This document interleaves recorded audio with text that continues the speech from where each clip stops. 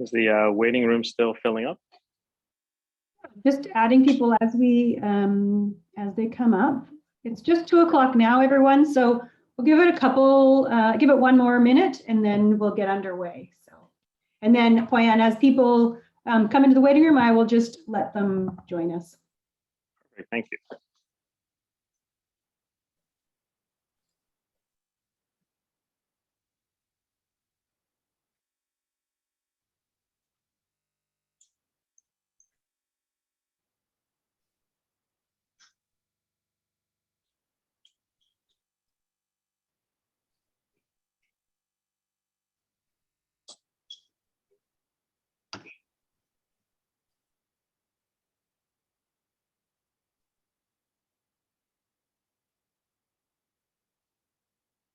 Hello.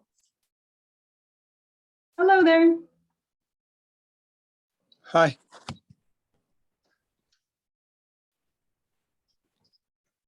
Chef Schultz, all the way from Toronto. Nice to see you, Chef. Hi, nice to see you too. How are you? What a pleasure. Good, thank you. Welcome.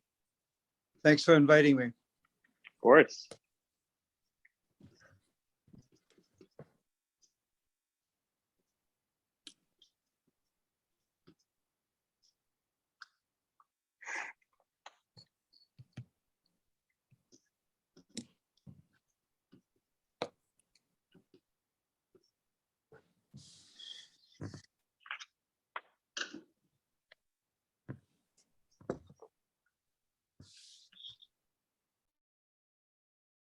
Chef Poyan, shall we get started? Oh, you're muted, my friend. Great. Amateur hour here. Excellent. Perfect. Well, Perfect. that's great. Welcome, everyone. My name is Shauna Gardam, and I am the Executive Director of Chef Table Society of British Columbia. And I'm going to be behind the scenes recording and also just admitting people as they come in. We are recording, as I just said. So if you have your mic on, if you could mute yourself, that'd be great. That will help with our audio. At this point, I'll pass it over to Chef Poyan, who is the treasurer of our Chef Table Society and wears many other hats, as I'm sure most of you know. So thanks very much, Poyan, for hosting us. Amazing. No, thank you so much for having us. I'm excited to be here. So if anybody does want to ask questions throughout this whole presentation, please put it in the notes and Shauna will be looking at those and we'll bring it up at the appropriate time. So I am Chef Poyan. I'm the treasurer and competition chair here at the Chef's Table Society. Also culinary director here at Frobisher. You'll know us more for Ocean Mama, Three Fish, Baffin-based seafood. We do, of course, concentrate on importing seafood over the past 30 years. Over the past 20 years, concentrate, of course, on sustainable seafood. Now we're getting into the more lavish proteins like abalone and local sea cucumber. And of course, what we're here to talk about is our Hitachigyu Japanese Wagyu beef. So I've had the pleasure of having 2 experts here with us today. Chef Hamid, you guys all know, but I'll do a more detailed introduction later in our presentation.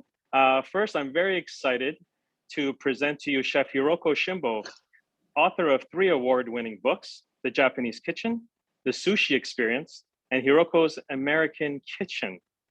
Luckily for us, she's actually a Japanese cuisine expert. She also happens to be our brand ambassador here for Hitachigyu Wagyu Beef, originally, of course, from Japan, now currently residing in New York. You'll be able to find her at Hiroko's Kitchen, also on Instagram at Japanese Cuisine Authority. She will discuss more of on a PowerPoint right now to discuss the importance of the Wagyu beef, where it comes from, detailing of the farming practices, and any other questions you guys might have, please send it to her for those details. Without further ado, Chef Hiroko, I'd like to introduce you to the BC Chefs Association, the chefs around in Vancouver, in Canada, also some sales and some distributors here in Vancouver that have been joining us. Thank you so much, Hiroko. Thank you. Thank you, Chef Poyan. And thank you very much for the invitation to this Zoom discussion. And I'm Hiroko Shimbo.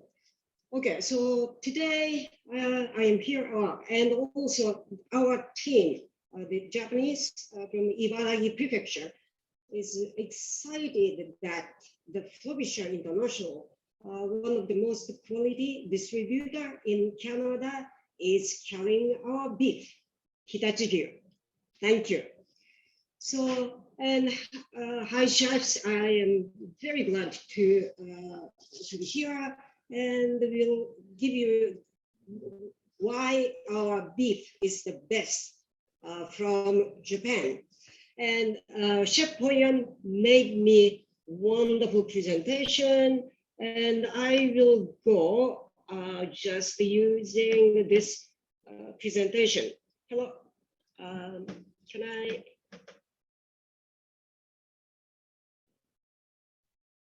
Which page would you like, Hiroko? Okay. So first one, the first page, just briefly, first page. Okay, so here Hitachigyu on the left side, that's our logo, and our brand mission, harmony in every bite, and the black cattle beef from Ibaraki Prefecture. Okay, next page.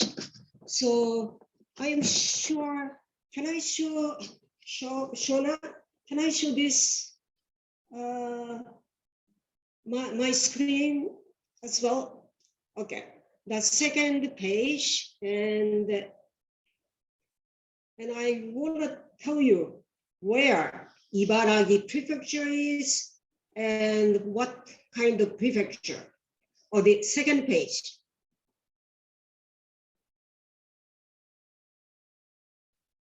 Okay, yes, that's it. And can you show me my screen? I won't be able to show you yourself, unfortunately. Oh, no. Oh, okay. Okay, so Ibaraki Prefecture is north of Tokyo, 99 kilometer, just 1 hour train ride.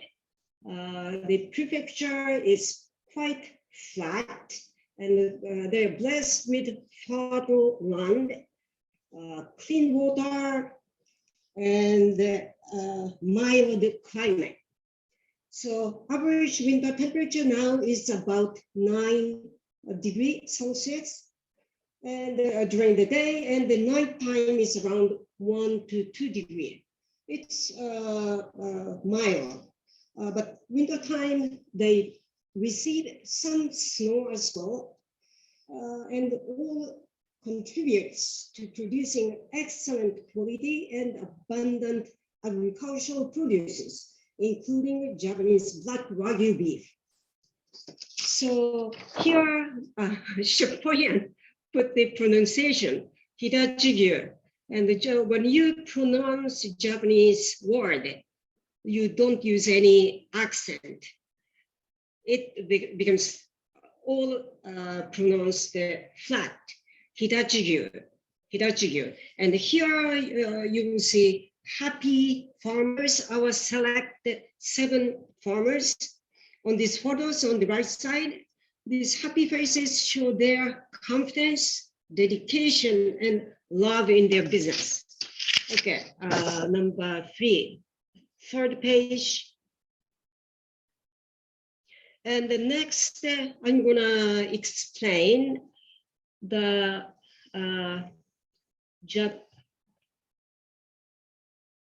breathing. Yes, this is Japanese Wagyu farming. And I will tell you the system of raising Japanese black Wagyu cattle in Japan. There are 2 ways, 2 systems. One, traditional. This structure is practiced by most of the Japanese black Wagyu farms in Japan. And I have no number, but my guess is 95%. And the second system, innovative system, this is the system used by our select 7 farms. Okay, so the traditional system, the cattle raising is done by 2 parties, 2 farmers, breeding farm and fattening farm. Breeding farm is responsible giving birth to calf and raise it to 9 months.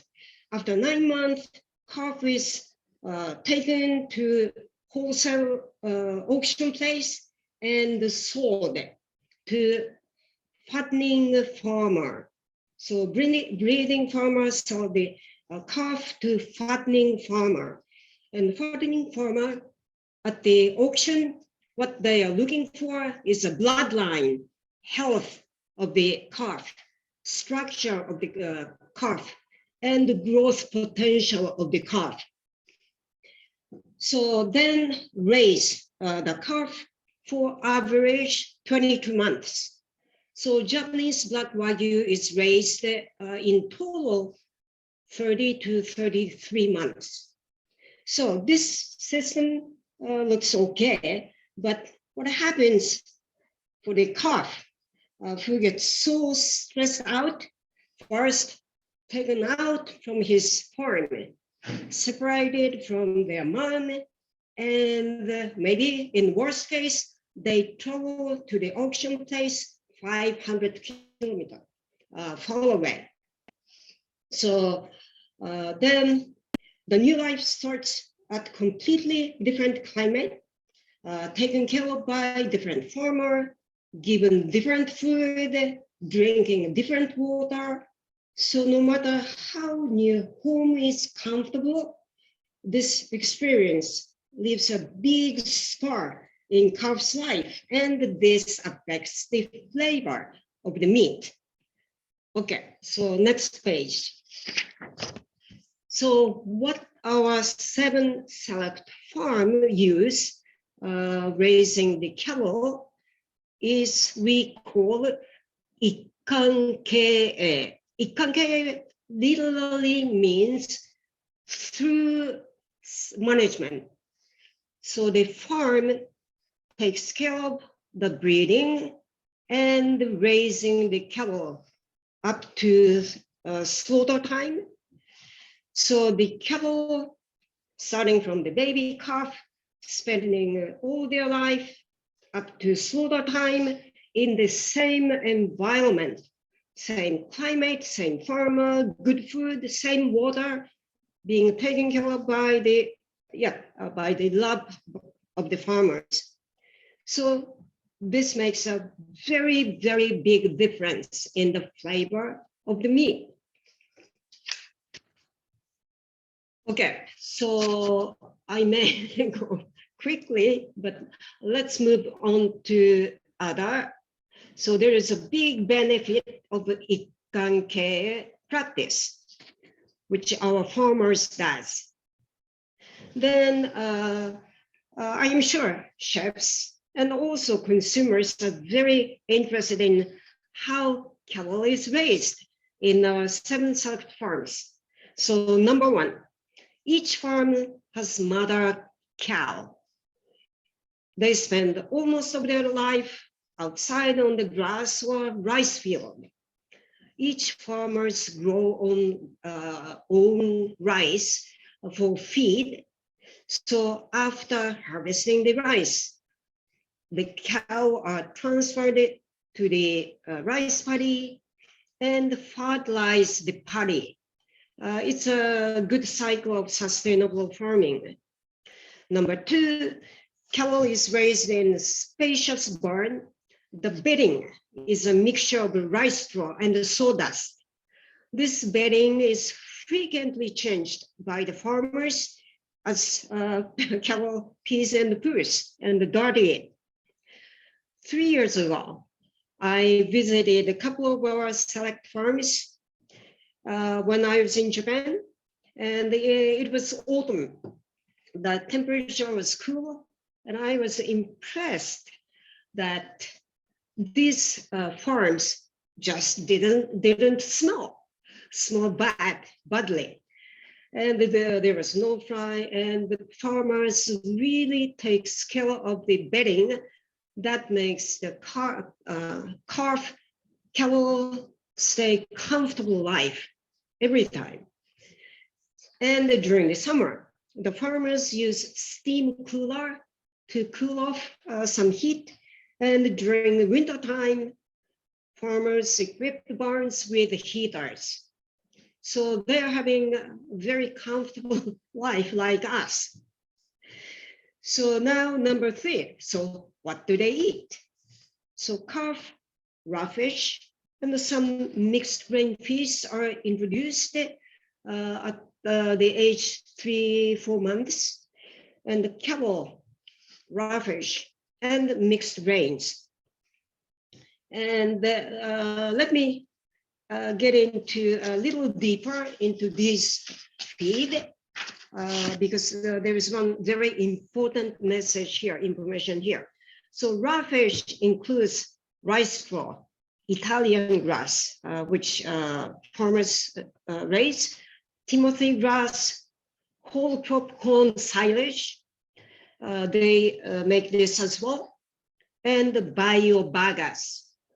I don't think none of you ever heard about the biobagas. It is a functional raw fish made from sugarcane waste, which was fermented. And the biobagas, which is fermented, good for the camel's intestine, has chemical component vanillin, which influence the delicious flavor of Hitachigyu, the meat.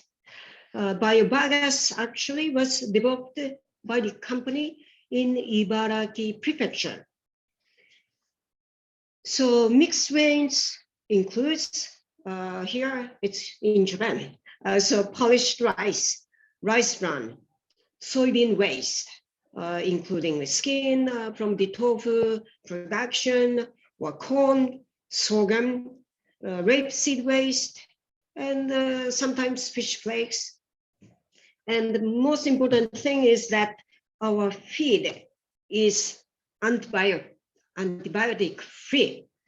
So interesting thing is that the Japanese government doesn't recognize the antibiotic free fed cattle.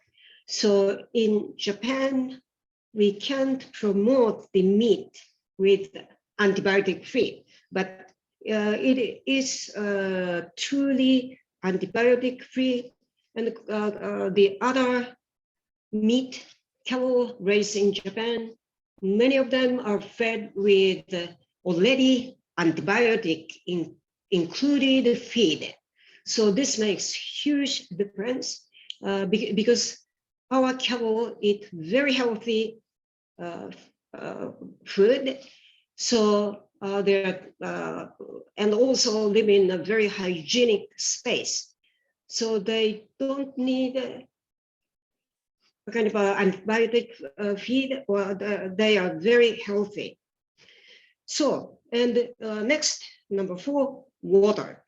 So they drink lots of water, and the water given to the cattle are potable. So good clean water really affects the good flavor of the meat. So number 5, so what they do with manure. All farms have concrete covered space with concrete floor, 3 sides walls without roof, and all manure is stored and fermented for the use of organic fertilizer. And they are used in-house for their rice paddy, Italian grass or corn paddy, or given to neighbor farms. So everything is sustainable, and very farmers practice good farming. So that's the page which you are having now, a kind of explained all. So now moving to the meat, beef, and maybe Chef Poyan will have more say on this meat. Absolutely. This has been amazing. Thank you so much, Hiroko. I want to ask Shauna, is there any questions waiting for Hiroko? I know she touched base on a lot of words that we haven't heard before, so I want to make sure if anybody has any questions on those. And also, the fact that the farming practices we use is not the extended area of it, that they are in the same farm, and that's why the flavor does have its amazing flavor because of that as well. And she did explain that. So Shauna, is there any questions for Hiroko we can touch base on before we get into the different cuts of meat right now? Yeah, if there's one question, if you could explain the difference between Wagyu and Kobe, what's the difference? Okay, Kobe is only the name of the brand. The Wagyu, Japanese Wagyu, Japanese black cattle Wagyu has the bloodline. Kobe Wagyu comes from Shiga, Hyogo Prefecture, and has a specific bloodline of Japanese Wagyu, but many of these bloodline is now spread across Japan, and the Hitachigyu also has the same Kobe cattle bloodline, and Kobe is the name of the brand name, and the same Japanese black Wagyu. But when it comes to Kobe, it's raised. The cattle has to be raised, born and raised in the prefecture. I am not saying born and raised at the same family, same farm, but in the same prefecture, like Champagne. Right. Okay. Poyan, that's the only question so far, but I'm sure at the end we can, take the share screen off and then people can ask questions again. Absolutely. So if you just scroll up, we're just going to talk about the 4 types, and then I'm going to hand it off to Chef Hamid to talk more detail of the cooking. So there is the chuck roll on the screen right now. It does come in one big piece. You see that 30 centimeter ruler there that is cut in half on the left-hand side to show you the amazing marbling even of the chuck roll. If you go to the next page. Yes. Chef, can I? No, please. Please go, yeah. Okay, so chuck roll, this is cut just a cross section, and here you will see chuck-eye log at the top, and the chuck flap is the wider kind of one on the bottom, and the chuck log, which has very rich beefy flavor, and wonderful for steak. Well, chef talks more, but this is for me. And the chuck flap has more a kind of very marbled and the sweet fat flavor with a very rich red meat flavor. And in Japan, it's used for steak, yakiniku, barbecue. And this part is perfect for sushi and sashimi. Okay, that's perfect. Excellent. This is a cross section of the top sirloin butt. I won't go too much into that. We'll let Hiroko or Chef Hamid talk about that. Okay, so here I think culotte is also very popular in Canada, and there is a culotte top sirloin cap, and this part is also very well marbled and sweet and rich beef flavor. And the sirloin butt on the bottom part, and the very bottom is quite tough. So usually ground or used for stew. And the sirloin butt part has also very rich beef flavor, red meat flavor. So we are usually in Japan, we divide this piece into 3 parts. Okay. Which means. And then we're going to quickly go through the next 2 slides.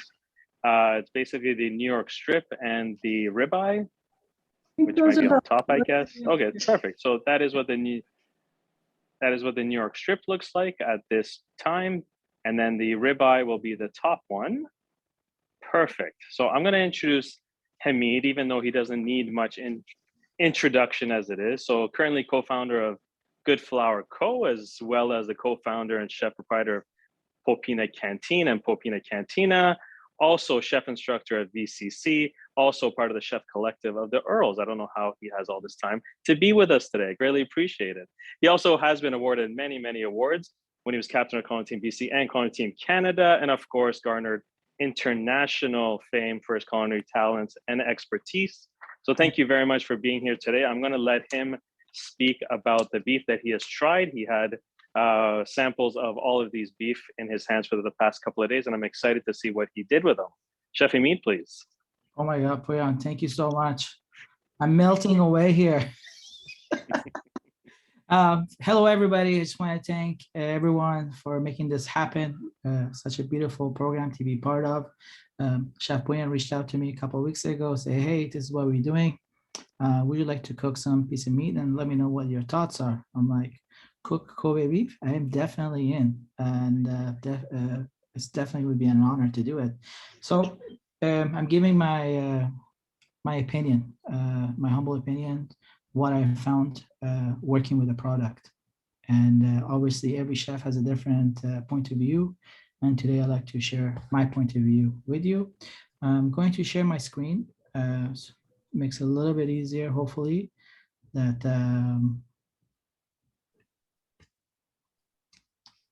okay. Can you see my screen, guys? We're good on the screen? Great, Chef. Yep. All right, cool. So the 4 parts of meats that was given to me to try out, first glance looking at all of them, they're beautiful. I mean, you have to see it to believe it. I don't think any photos that I saw today does justice to it. And even my photos here, I don't think it does justice to it. You have to see it. It is beautiful. The marbling on them, first glance, putting all the 4 cuts together on a crowback. They all have beautiful marbling going through. I didn't see a lot of difference in the color of the red meat that you would get from a butchering a whole cow. It's just the way the meat, the way the fat is distributed, how the feed that they're giving is very even. So you don't see a lot of difference in a color of the meat or going across. First one that we looked at here, that opening it up. When I opened it up, which is a top sirloin, it is very firm. The bag didn't have a lot of liquid in it. It was pretty dry. The smell, it smells very neutral. It doesn't have a lot of aroma. And I mean an aroma like, when a grass-fed beef, you smell it, you can smell, the grass, or if it was fed different types of feed, you could kind of smell it, but this was very neutral, very, very plain, neutral aroma. The meat is extremely firm. And yes, you can slice it with a sharp knife as thin as you like. I did a center cut of it just to show what inside looks like. And for those chefs that are thinking of purchasing this and looking at the yield, what's going to get lost going through it. And even the sinews are very, very thin. That the surprising factor is that the cow is a very big cow. Like when you go to a strip loin, you're going to see that. Really like the top sirloin. Yeah, you can definitely break it down to 3 muscles. There is to go through it. Is how you're going to portion it yourself, but I was quite impressed by that. I mean, look at that marbling. It is insane. The ribeye, I mean, the ribeye is the king. And this ribeye here, it's not a kind of steak that you cook all. You have to slice it into pieces and cook it. So the ribeye itself, and I took a sample for each 4 types of meat that I had. From the ribeye, I took 2 samples. I just want to know what the eye is going to taste like and the flap's going to taste like. Again, very firm piece of meat, no aroma, and it is just beautiful. And I'm not being paid for this either. Okay, guys, this is no payments being given to me, and I don't want it anyways. Just giving my honest feedback, okay? Center cut of ribeye. I mean, look at that fat. It's just like looking at this, my mind is just rolling. Like, how many different dishes I could produce with this. It is unreal. I mean, you can go any direction you want to go when it comes to using this. And then we got the chuck, the slice of the chuck. The chuck is a lot more fattier, as you can see if we look at the top left corner, a lot more fattier, and it's pretty much all fat the way it looks like. But I thought this piece of meat was gonna eat really, really fatty, almost in a way like you're just chewing on fat, and that was the thoughts in my mind, a story that I made up before cooking it. I was quite surprised, actually. This is the New York. The New York, I'm just gonna back this up a bit, right? There we go. I think I got 11 inches going this way, 11 inches, right? And then 11 inches by 7 inches. It's a pretty piece of big New York. And even though that you do see some sinew in there, I still cut that up as well to eat it, just to see how it melts in my mouth straight up.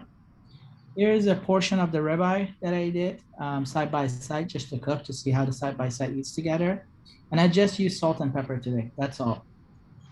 Here is the team shot looking at all the cuts of meat that I prepared to taste by myself. Tough job today, guys. Tough job today. And then I went on cooking them, right?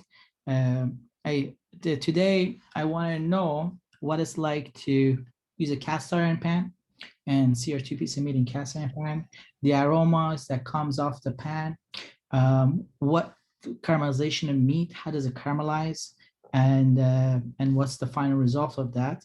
So I took the New York, right? The first cube you see there is a New York piece, and the back is a ribeye. And I cooked those in a pan. And I mean, look at that caramelization, right? It is beautiful. I thought, because this product is so fatty, in my mind, I was thinking, okay, you know what? This thing's gonna cook really fast. It's gonna be cooked really fast because there's a lot of fat. It's not gonna have a lot of structure to hold itself. This was the thoughts were going in my head before cooking it. And then if I cook it too long, it's gonna lose a lot of yield. And as I cooked it, the texture of the meat starts to change, and you can see more the red in the meat, but yet the meat didn't lose much yield. It kept itself. It didn't melt too much. I mean, this is from the fat you see here is from 2 pieces of steak that I cooked.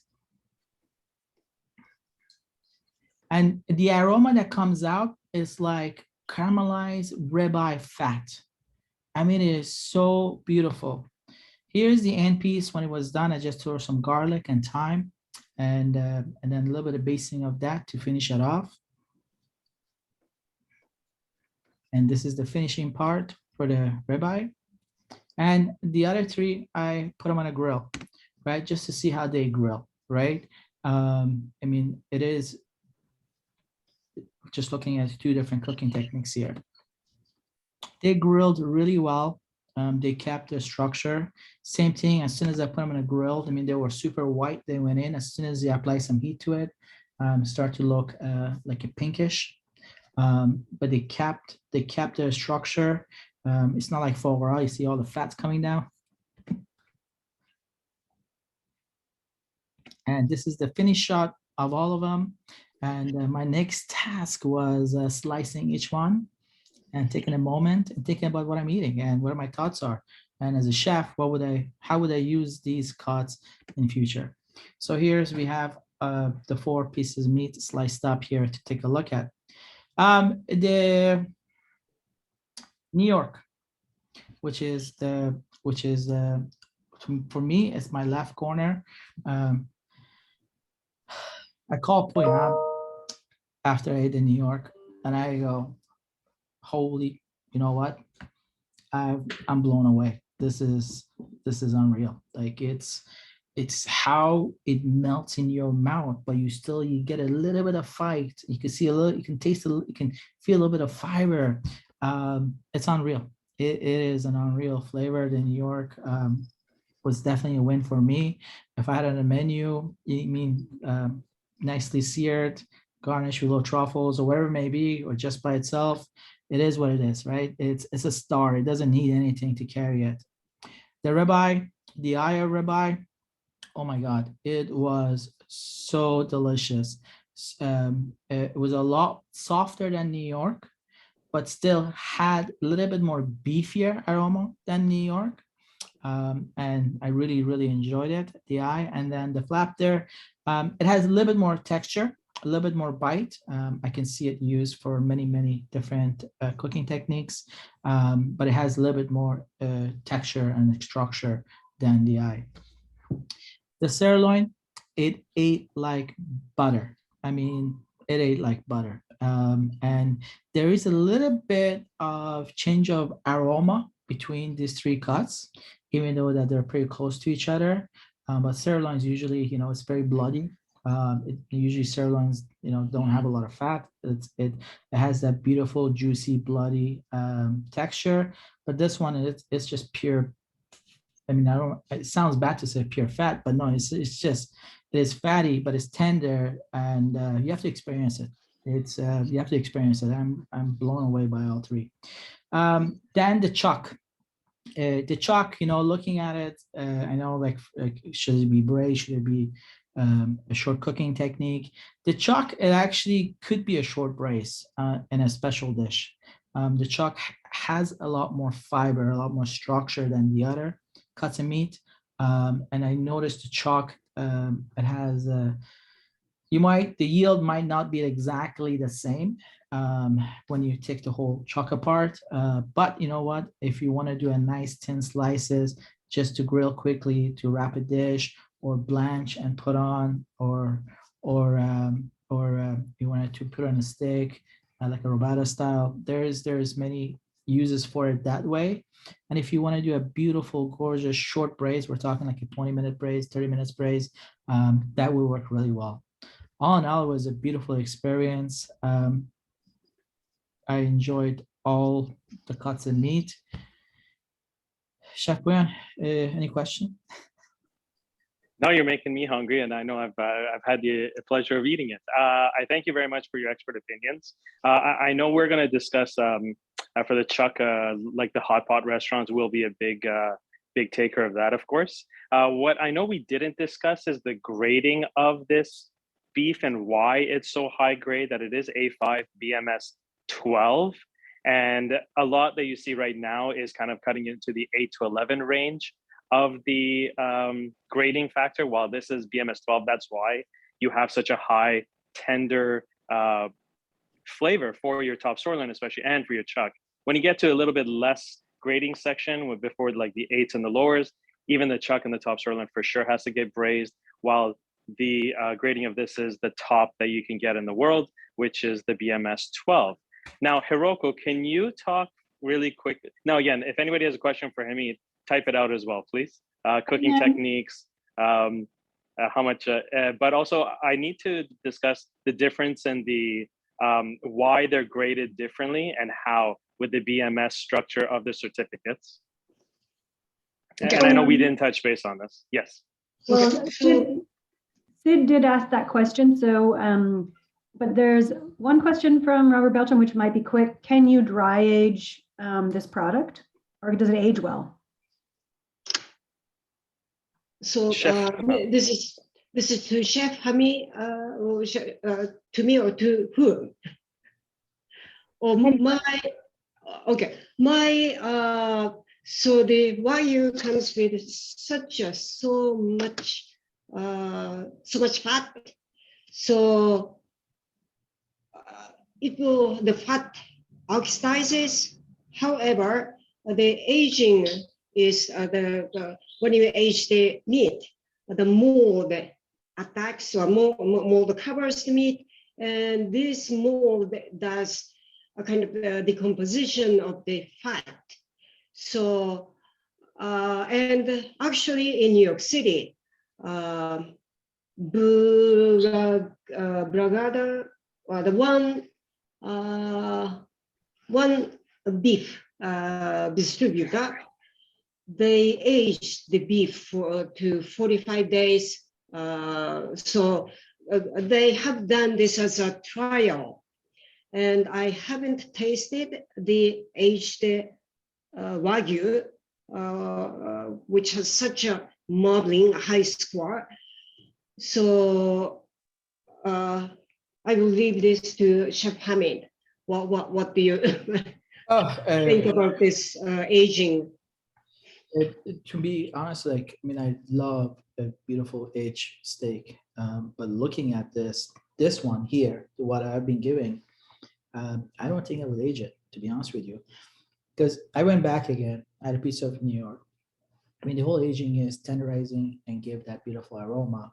I mean, this melts in your mouth.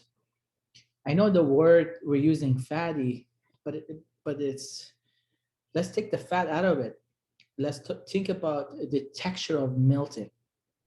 The way it melts in the mouth and the way it breaks down, even though it has a high content of fat, you don't feel the fat on your mouth. Like your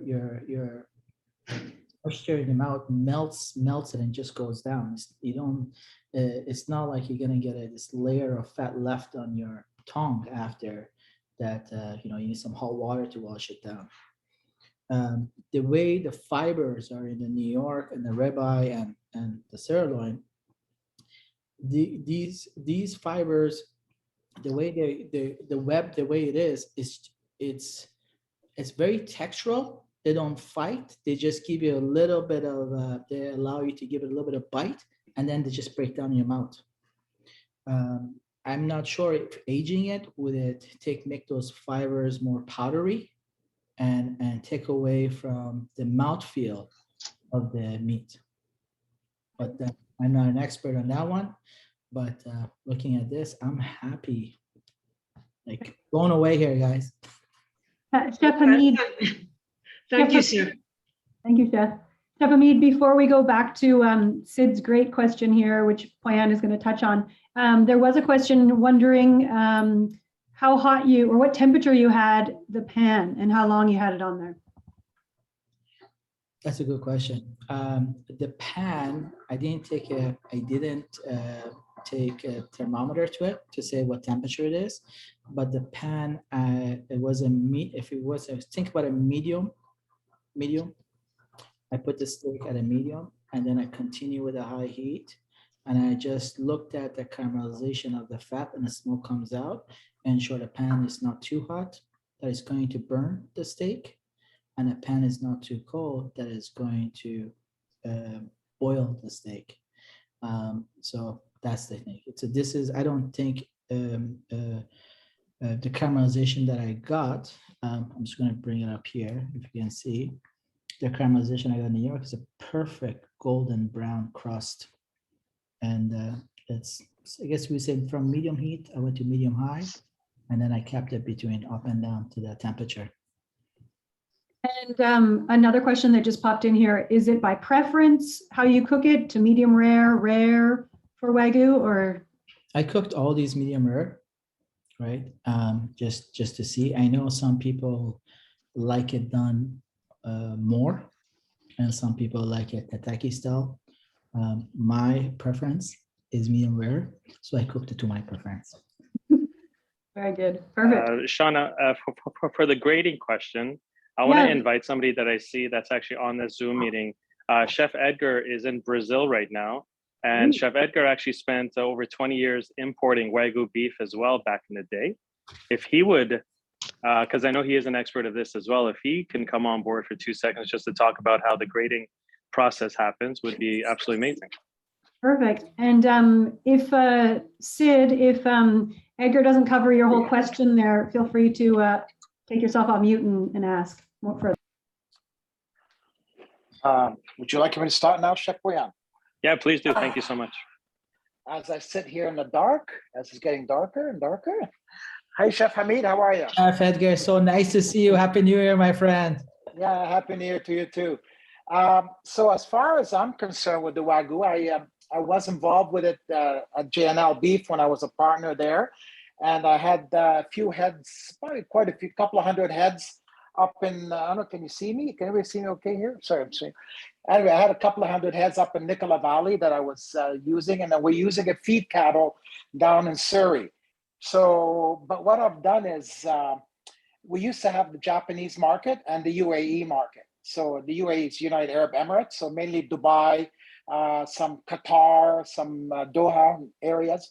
So they would come in, and the Japanese judges come in, and they're actually judges for this beef, and they would only cut the loin right at the strip loin and the ribeye cut, and they would cut that. They would measure it, and it would be we would go as high as anything under 10 was not accepted.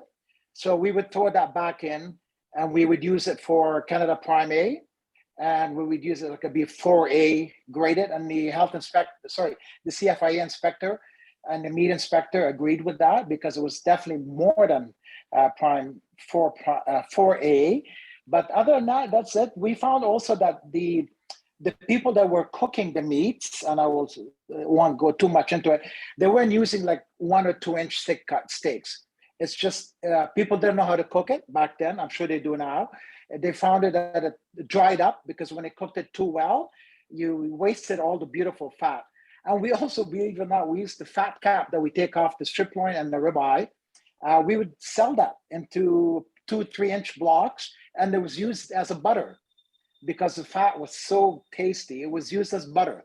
So yeah, that's what we did, a lot of cooking. And then the last time I was there with Chef Donald Gorgovitz in China in 2012, we did compete, but all the meat was literally 1/4 inch thick.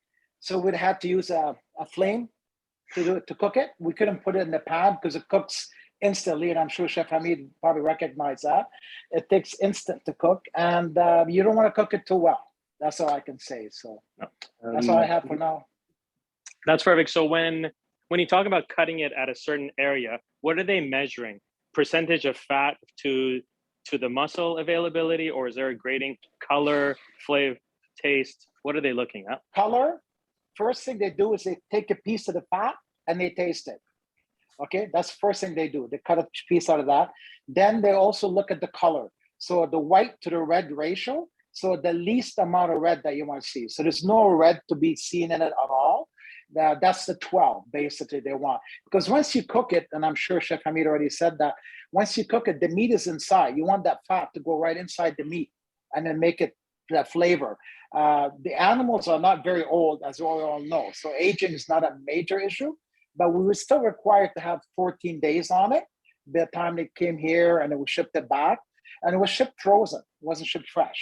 So we would have to stop the aging at 12 to 14 days and ship it because it's had to stop there. But as far as the grading was just the red, how much red? They don't want to see any red, basically, none at all.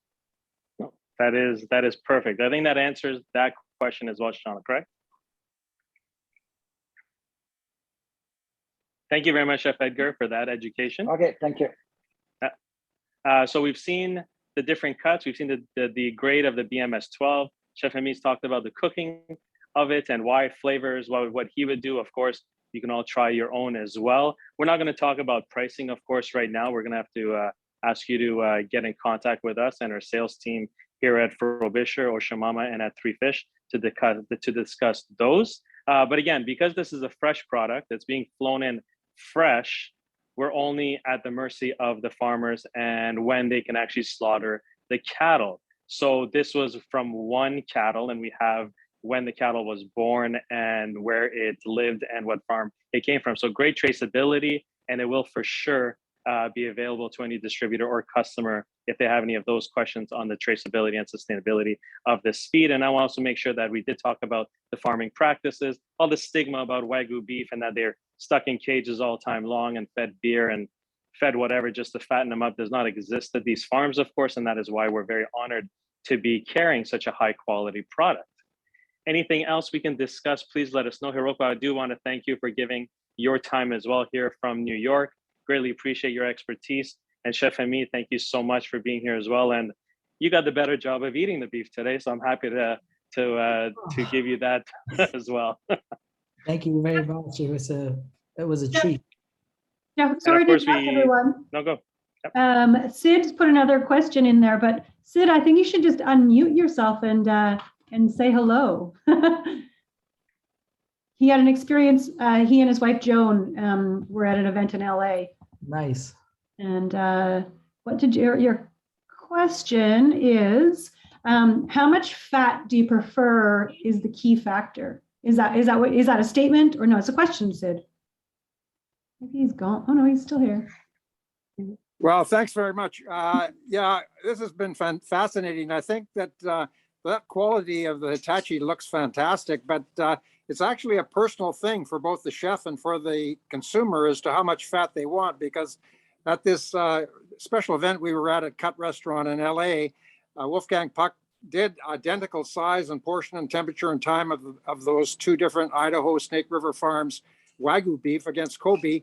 And about half the people loved the Kobe better because it was just so much bottled fat, whereas the Wagyu had more texture and actually more flavor and more nuances. So I think you have to decide, I guess, what BMS score you want for both yourself or the consumer, because the fat varies, as Poen was saying, between sort of 3 to 12.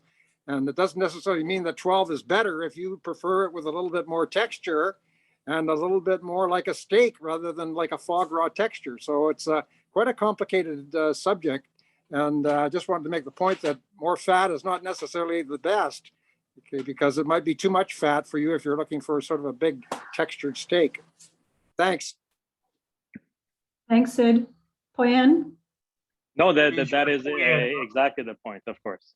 Sorry. Hey, Chef Poyen, this is Tommy here. I just want to mention a little bit about the fat about Wagyu.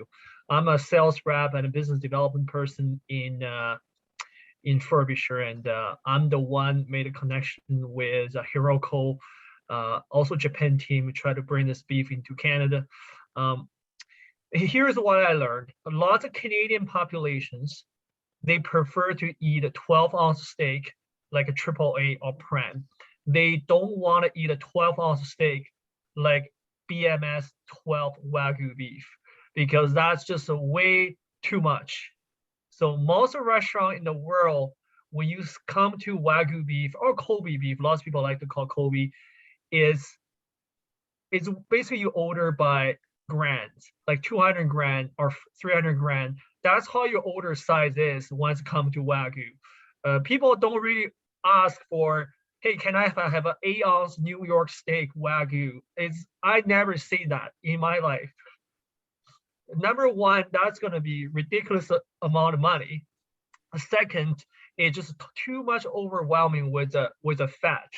So the Wagyu fat, it tastes way different from a regular beef fat, but still, people don't want to spoil it. So they usually order a really tiny portion of it, and they want to have the flavor, they want to have the texture of that piece of meat melt right into your mouth. And that's the luxurious, that's what people want for taste. That's my suggestion on the fatness part. I'm going to add one thing here. I do agree with you 100%. Prior to this, I've tried quite a few different pieces of meat with different grades. And part of going to this, I've never cooked a 12 before. That was my first time actually cooking a 12 today. And prior to this, I thought 12 is just too much fat, because looking at it, it's just pink, right? So it's all white. And 12 is just going to eat very fatty and greasy, and like it's just like that's not something interests me. Today's cooking, it actually changed my perspective, because if I serve a 4-ounce foie gras, the fat of the foie gras would still be in my mouth right now, unless I had an opportunity to drink something to change it. These steaks that I cook today are extremely high fat content looking at it, but the way the fat breaks down, it doesn't feel fatty. And it's not to a point that it's fatty, that it's gross, that you're just eating a piece of fat, because the web of the fiber of the meat which is inside It's little pockets that holding everything together. I don't know what the product's going to taste like if it was frozen, how this protein content is going to break, but fresh, it's freaking amazing. Thank you, Chef. So from the point of the having a BMS talk that doesn't happen always, and the cattle is not product, and the farmers has no idea what's the BMS score until this sort of time, and judging the quality of the meat. And usually Hitachigyu 10, 11, and also as Sid mentioned, it is a choice for people who prefers fatty meat or unfatty meat. But as Chef Chef says, it doesn't. The Hitachigyu has a very clean tasting of fat, and as Chef did, applied the proper technique and just the simple way serving cooked properly, served in the proper portion, and that's the best way to enjoy this kind of meat. Yes. And there's so many chefs when they have Wagyu with BMS is so impressive, and when they use in Western course meals is always heavy compared to Japanese course meal, using the butter, blah, blah. And when you include Wagyu in a heavy buttered Western course meal, and then you get completely different kind of impression about Japanese Wagyu.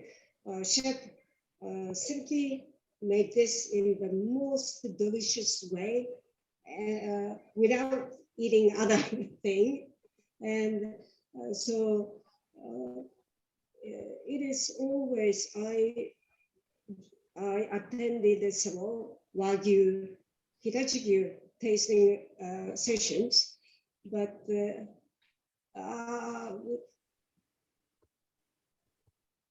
cooking Wagyu requires the depth of knowledge, how this meat comes with such a fat to be enjoyed,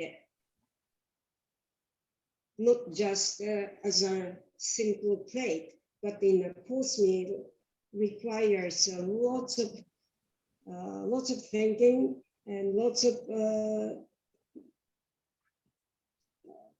requires many developing. And then another thing it is, guys, this kind of meat is a kind of meat that is, to me, it's a, if I was going to order it, that means that I'm in a celebration mode. We're celebrating, we're having champagne, and go baby, bring it down, it's a celebration. It's not something that you're going to eat 10 ounces of it a day. If you're going to order it, it will be 300 grams, 350 grams, or 250 grams, whatever it may be. That's where it's at. But that's it for me. Thank you. I keep muting myself. No, this has been very, very educational. I hope everybody got some good points from this. Please don't hesitate to contact us with any more questions if you have, or discussion points. We're more than happy to answer or talk about this topic some more. Hopefully we'll be able to do an actual physical meeting like this in the next couple of months, and you'll actually be able to taste the product. So we'll see how the regulations go soon, and Hiroko will come and join us as well for that in Vancouver. If there's no other questions, I just want to thank everybody for joining us. Thank you for Frobisher, and Sid, thank you so much for the discussions. Everybody who talked about this, Hiroko, thank you so much for your time and expertise as well. Thank you, Chef Julian. Amazing. Thank you very much, guys. Thank you very much, everybody. Thank you very much. See you guys soon. Take care. Thank you. Thank you very much for inviting me. Thank you. Bye-bye.